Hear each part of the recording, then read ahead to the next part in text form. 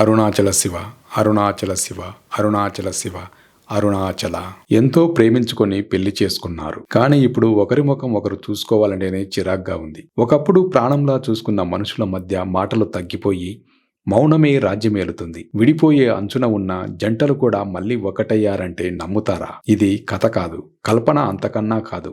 ఎందరో జీవితాల్లో వెలుగులు నింపిన సజీవమైన అద్భుతం. ఆ అద్భుతానికి చిరునామానే అరుణాచల గిరి ప్రదక్షిణ. కేవలం 14 కిలోమీటర్ల నడక మీ భాగస్వామితో మీ బంధాన్ని శాశ్వతంగా ఎలా మార్చేస్తుందో, మీ దాంపత్యాన్ని ఎలా కాపాడుతుందో ఈ వీడియోలో వివరంగా తెలుసుకుందాం. ఈ రోజుల్లో మనం చూస్తున్న అత్యంత బాధకరమైన విషయం ఏమిటంటే, ఎంతో అంగరంగ వైభవంగా వేద మంత్రాల సాక్షిగా ఒక్కటైన జంటలు కొద్ది కాలానికే విడిపోవాలని అనుకోవడం. ఎంతో ప్రేమించి పెళ్లి చేసుకున్న వాళ్లే కొన్నాళ్లకు ఎందుకు శత్రువుల్లా మారిపోతున్నారు? చిన్న చిన్న మనస్పర్ధలు, అపార్థాలు చివరికి విడాకుల వరకు ఎందుకు వెళ్తున్నాయి? కారణాలు వెతికితే చాలా దొరుకుతాయి. సమయం లేకపోవడం, ఆర్థిక ఒత్తిళ్లు, ఒకరినొకరు అర్థం చేసుకోలేకపోవడం, బయటి వాళ్ళ మాటలు వినడం, ఇలా లిస్టు చాలా పెద్దదే. కానీ వీటన్నిటికంటే ప్రమాదకరమైన, శక్తివంతమైన ఒకే ఒక విలన్ ఉన్నాడు. అదే అహం. నేను అనే 2 అక్షరాల భూతం. నేనే కరెక్టు, నేను ఎందుకు తగ్గాలి, నా మాటే నెగ్గాలి అనే ఈ భావన 2 జీవితాలను, ఎన్నో కుటుంబాలను నాశనం చేస్తుంది. లోపల ప్రేమ ఉన్నా సరే ఈ అహం అనేది అడ్డుగోడలా నిలబడి వాళ్ళని దగ్గరికి రానివ్వదు. ఇది ఇప్పుడు సమాజంలో మన కళ్ళకు కనిపిస్తున్న పెద్ద సమస్య. కానీ ఆధ్యాత్మిక శాస్త్రం ప్రకారం మన కంటికి కనిపించే ఈ గొడవల వెనుక కనిపించని కొన్ని బలమైన కారణాలు కూడా ఉన్నాయి. మన పూర్వజన్మ కర్మబంధాలు, జాతకంలోని గ్రహదోషాలు, నరదృష్టి, ఇలా ఎన్నో అంశాలు ఒక జంట మధ్య అంతులేని అశాంతికి కారణమవుతున్నాయని ఆధ్యాత్మికవేత్తలు నమ్ముతారు. అందుకే కొన్నిసార్లు ఎంత ప్రయత్నించినా, ఎంత సర్దుకుపోదామనుకున్నా ఏదో ఒక అదృశ్య శక్తి వారిని విడదీస్తున్నట్టు అనిపిస్తుంది. ఒకరిపై ఒకరికి అనుమానాలు, అకారణ కోపం, చిరాకు, ఇవన్నీ వారి చుట్టూ ఏర్పడిన ఒక ప్రతికూల శక్తి వలయం వల్ల కావచ్చని ఒక బలమైన నమ్మకం. ఈ నెగటివ్ ఎనర్జీని ఛేదించనంత కాలం ఎన్ని కౌన్సిలింగులు తీసుకున్నా, ఎంతమంది పెద్ద మనుషులు సర్ది చెప్పినా ఆ బంధం బాగుపడడం కష్టం. మరి ఈ అదృశ్య శక్తులను, ఈ అహం అనే మహాశత్రువును జయించే మార్గం లేదా? ఖచ్చితంగా ఉంది. ఆ దైవిక మార్గమే అరుణాచలం.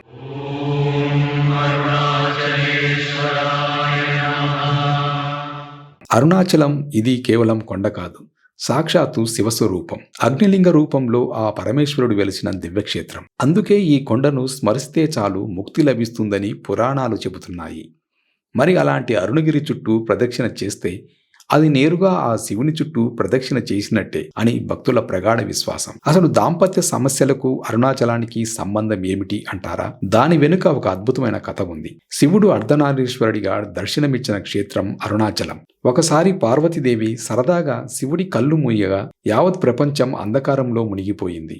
తన చిన్న పొరపాటుకు ప్రాయశ్చిత్తంగా అమ్మవారు కాంచీపురంలో తపస్సు చేసి అక్కడి నుండి అరుణాచలం చేరుకొని ఈ గిరి చుట్టూ ప్రదక్షిణ చేసి శివుడిని ప్రసన్నం చేసుకుంది. ఆమె భక్తికి, ప్రాయశ్చిత్తానికి మెచ్చిన శివుడు తన శరీరంలోని ఎడమ భాగాన్ని అమ్మవారికిచ్చి అర్ధనారీశ్వరుడుగా ఇక్కడే దర్శనమిచ్చాడు. అర్ధనారీశ్వర తత్వం అంటే కేవలం శరీరంలో సగభాగం పంచుకోవడం కాదు, అది అంతకు మించిన ఒక అద్భుతమైన జీవన విధానం. భార్యాభర్తలు అంటే ఇద్దరు కాదు, ఒకటే ప్రాణం, ఒకటే చైతన్యం అని చెప్పే మహోన్నత స్థితి అది.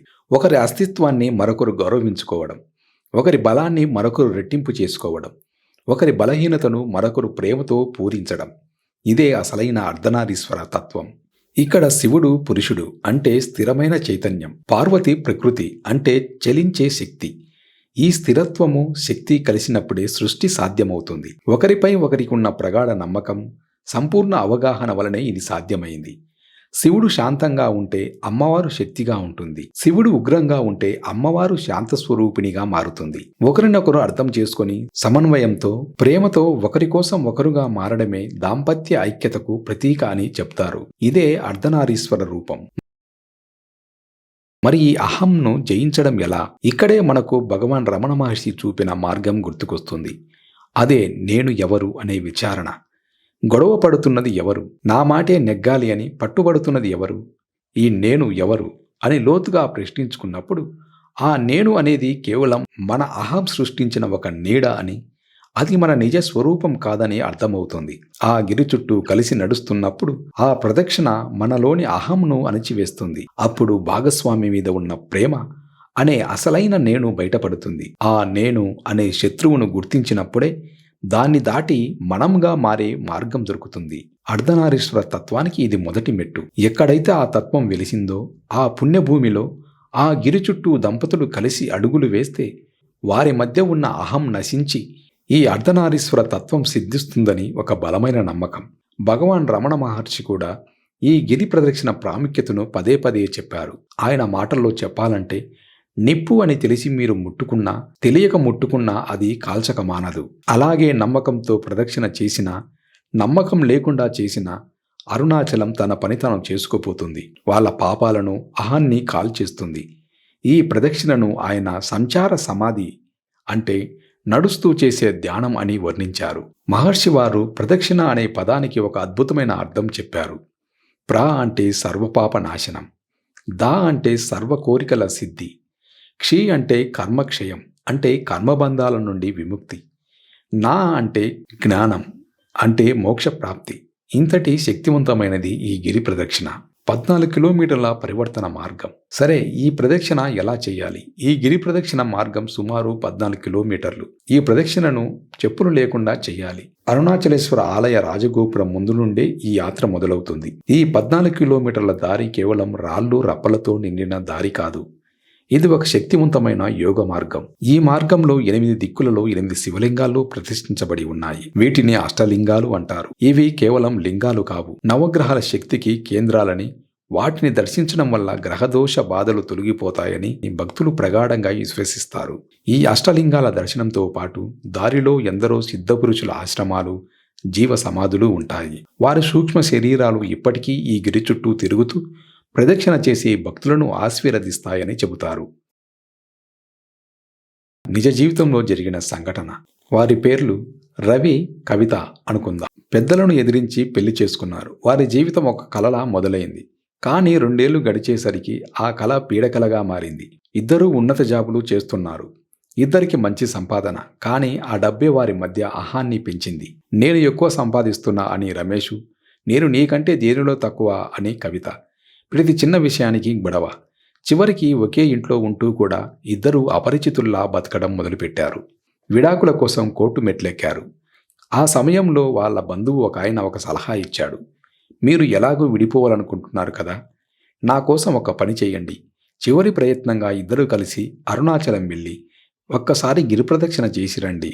అప్పటికి మీలో మార్పు రాకపోతే మీ ఇష్టం అన్నారు. నమ్మకం లేకపోయినా పెద్దయిన మాట కాదనలేక అయిష్టంగానే బయలుదేరారు. రాజగోపురం ముందు నిలబడి ఇదే మనం కలిసి చేసే చివరి ప్రయాణం అనుకుంటూ ప్రదక్షిణ మొదలుపెట్టారు. చెప్పులు లేని కాళ్లకు రాళ్లు గుచ్చుకుంటున్నాయి. మొదట మౌనంగానే నడిచారు. ఒకరినొకరు కనీసం చూసుకోలేదు. అగ్నిలింగం దగ్గరికి వచ్చేసరికి కవితకు కాలు కొంచెం బెనికింది. రమేషు అప్రయత్నంగా చెయ్యి అందించి పట్టుకున్నాడు. ఏళ్ల తర్వాత ఆ స్పర్శకు ఇద్దరిలో ఏదో తెలియని కదలిక. ప్రదక్షిణ మార్గంలో రమణాశ్రమం దగ్గరికి చేరుకున్నప్పుడు అక్కడ గోడలపై ఉన్న భగవాన్ రమణ మహర్షి సూక్తి నేను ఎవరు అనేది వారిద్దరిని ఒక్క క్షణం ఆగిపోయేలా చేసింది. ఆ ఒక్క ప్రశ్న వారిని పైపైన కాకుండా వారి అస్తిత్వపు లోతుల్లోకి తీసుకెళ్ళింది. నేను ఎవరు? ఇన్నాళ్ళు గొడవ పడింది ఎవరు? నేను గొప్ప అని వాదించింది ఎవరు? నా మాటే నెగ్గాలని పట్టుబట్టింది ఎవరు? ఆ నేను తన భాగస్వామిని ప్రాణంగా ప్రేమించిన నేను కాదు కదా. అది కేవలం తమ అహమేనని, తాము సృష్టించుకున్న ఒక తప్పుడు గుర్తింపు అని వారికి క్షణాల్లో బోధపడింది. గొడవలకు కారణం ఎదుటివారు కాదు, పరిస్థితులు కాదు, తమలో పేరుకుపోయిన అహమే, తమలో పేరుకుపోయిన యుగో అనే సత్యం ముఖం మీద కొట్టినట్టు తెలిసింది. అహాన్ని జయించడం అంటే దానితో పోరాడటం కాదు, అది అసలు నిజం కాదని తెలుసుకోవడమే అని వారికి అర్థమైంది. ఈ గిరి ప్రదక్షిణలో కరిగేది కేవలం చెమట కాదు, ఆ అహం అనే మంచు పొర కూడా అని తెలిసి వచ్చింది. ఆ నేను అనే శత్రువును గుర్తించినప్పుడే దానిని దాటి ముందుకు వెళ్లే మార్గం దొరుకుతుంది. ఇక వారి గిరి ప్రదక్షిణ యమలింగం దగ్గరికి చేరుకుంది. యమలింగం దగ్గర శ్మశానాన్ని చూసినప్పుడు జీవితం ఎంత అశాశ్వతమో వారికి అర్థమైనట్టు అనిపించింది. తర్వాత అక్కడి నుండి కుబేరలింగం దగ్గర ఐశ్వర్యం కోసం ప్రార్థించే ఎన్నో జంటలను చూసి తమ దగ్గర అన్నీ ఉన్నా ప్రశాంతత ఎందుకు లేదో అని మౌనంగా ప్రశ్నించుకున్నారు. ఆ 14 కిలోమీటర్ల నడక వారి అహమును అడుగడుగునా కరిగించేసింది. శారీరక అలసట వారి మానసిక గర్వాన్ని దెబ్బతీసింది. ఎప్పుడైతే ఇద్దరూ అలసిపోయి ఒకరిపై ఒకరు ఆధారపడటం మొదలుపెట్టారో అప్పుడే వారి మధ్య ప్రేమ మళ్లీ చిగురించింది. ప్రదక్షిణ చివరికి వచ్చేసరికి ఇద్దరి కళ్ళల్లో నీళ్లు. మాటలు రాలేదు. ఒకరినొకరు పట్టుకొని తమ తప్పేంటో తెలుసుకున్నారు. వారు తిరిగింది కేవలం కొండ చుట్టూ మాత్రమే కాదు, తమ అహం చుట్టూ కట్టుకున్న గోడలను బద్దలు కొట్టుకుని బయటకు వచ్చారు. కోర్టులో ఉన్న విడాకుల కేసును వెనక్కి తీసుకొని ఈరోజు వాళ్ళు ఒకరికొకరు తోడుగా అన్యోన్యంగా జీవిస్తున్నారు. ఇది ఆ అరుణాచలేశ్వరుడి మహిమ కాక మరేమిటి? అహం కరిగిపోతుంది. ఈ 14 కిలోమీటర్ల నడకలో శారీరకంగా అలసిపోయినప్పుడు నేను అనే గర్వం పక్కకు పోయి మనం అనే భావన మొదలవుతుంది. ఒకరినొకరు సహాయం చేసుకోవడం బంధాన్ని బలపరుస్తుంది. కర్మశుద్ధి జరుగుతుంది.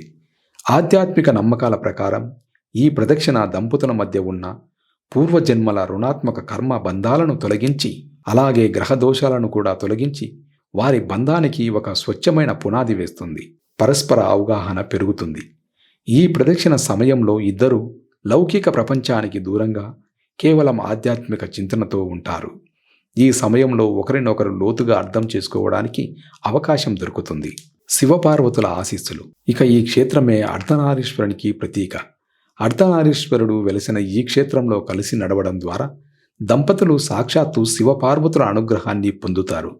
మీ బంధం కూడా ఇలాంటి క్లిష్ట పరిస్థితుల్లో ఉందా? మీ మధ్య ప్రేమ ఉన్నా అహం అడ్డుగోడగా నిలుస్తుందా? అయితే ఒక్కసారి అన్నింటినీ పక్కన పెట్టి మీ భాగస్వామితో కలిసి అరుణాచలేశ్వరుడిని నమ్మి ఈ గిరి ప్రదక్షిణ చేసి చూడండి. ఇది కేవలం ఒక ప్రయాణం కాదు, మీ బంధాన్ని పునరుద్ధరించే ఒక పరివర్తన యాత్ర. మన ప్రయత్నాలు విఫలమైన చోట దైవిక పరిష్కారం లభించవచ్చు. ఇక్కడ ఇంకొక విషయం మనం చెప్పుకోవాలి. దేవుడు మార్గం చూపిస్తాడు, కానీ ఆ మార్గంలో నడవాల్సింది మనమే. గిరి ప్రదక్షిణతో పాటు ఈ విషయాలను కూడా పాటించడం ముఖ్యం. భార్యాభర్తలు మాట్లాడుకోవడం. చాలా సమస్యలకు కారణం సరిగ్గా మాట్లాడుకోకపోవడమే. మీ బాధను, కోపాన్ని సున్నితంగా చెప్పండి. అలాగే అవతలి వారి బాధను వినండి.